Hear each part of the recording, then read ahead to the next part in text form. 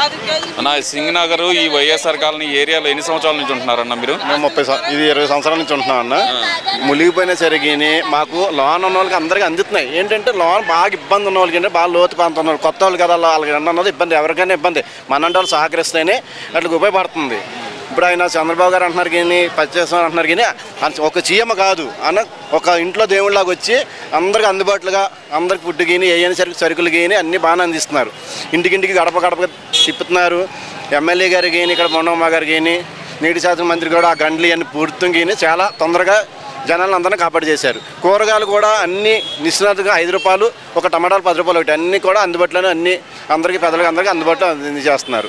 అసలు ఏం సహాయ సహకారాలు అందిలేదంట కదన్న మీకు? అసలు అది అనుకున్న వాళ్ళు మూర్ఖులు అన్న. అది మనిషే కాదాడు అన్నవాడైతే మనిషే కాదు. తీసుకున్న ప్రతి ఒక్కడికి కూడా ఏంటి పాల ప్యాకెట్లు 2 కాదు, మంచిగా 10-20 ప్యాకెట్లు కూడా తీసుకున్న వాళ్ళు చాలామంది ఉన్నారు.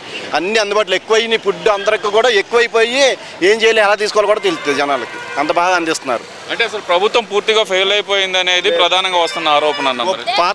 పాత ప్రభుత్వం ఉండుంటే ఎవరికాళ్ళు జీవితాలే నాశనం అయిపోయి ఇప్పుడు ఇంత తొందరగా కోలుకున్నారంటే, ఒక్క జీవితం కోలుకుందంటే ఒక చంద్రబాబు గారి వల్ల అవుతుంది. ఒక పార్టీ తరపున కాదు, ఆయన అనుభవంతో 74 సంవత్సరాల వయసులో కూడా ఆ రకంగా తిరిగి అన్నీ చేస్తున్నారంటే చాలా గ్రేట్. ముందు ఆయనకి పాదవంతం చేయొచ్చు.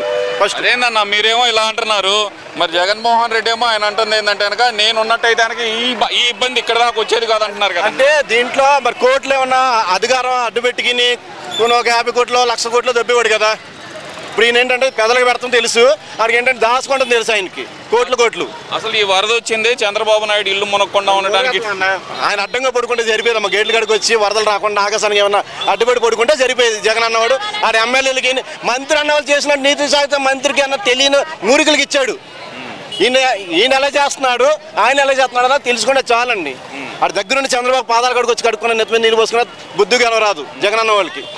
పార్టీ రాజకీయం చూడకూడదు. ఇక్కడ పెదలు ఏం పడుతున్నారా, వాళ్ళకి ఏం సాయం చేయాలా, మనం ఏం చేయాలా అది ఆలోచించుకుని ముందుకు రావాలి. ఇప్పుడు ప్రభుత్వానికి సహకరించాలి. లేకపోతే ఇది మీరు ఇంత ఇవ్వండి, లేకపోతే ఇది చేయండి అని సహకరించద్దు. మర్చిపోయి ఈ పంచీకాడికి వచ్చేసి 2 ఫోటోలు తీసుకుని వెళ్ళిపోతాం అన్నది సాధ్యమే కాదు. అది మన పెద్దలకి అందుబాటులో ఉన్నాం లేవా.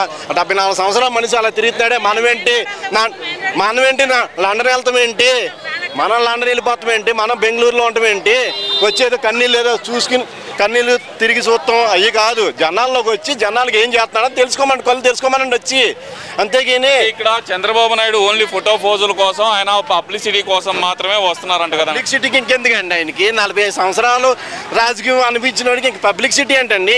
జగన్కి పబ్లిసిటీ చేసుకోవాలమ్మా, అది అద్దె తెలియాలి. ఆ చేయాలని కదా ప్రైవేట్లో తిరిగేవాడు. ఇప్పుడు ఈయన అచ్చంగా నీళ్ళు తీశాడు, కనిపిస్తుందా?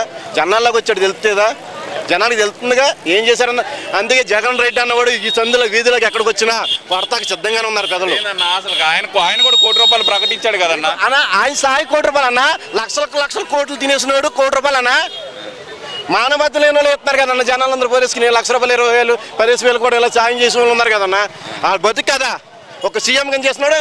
కోటి రూపాయల ప్రైవేట్లో 4 కోట్లు 5 కోట్లు 30 కోట్లు ఖర్చు పెట్టుకుని తిరిగిన సీఎం ₹1 కోటి ఇస్తాడా? అదేం వాళ్ళకి వస్తుందని చెప్పమనండి. సరేనా, ఓకే.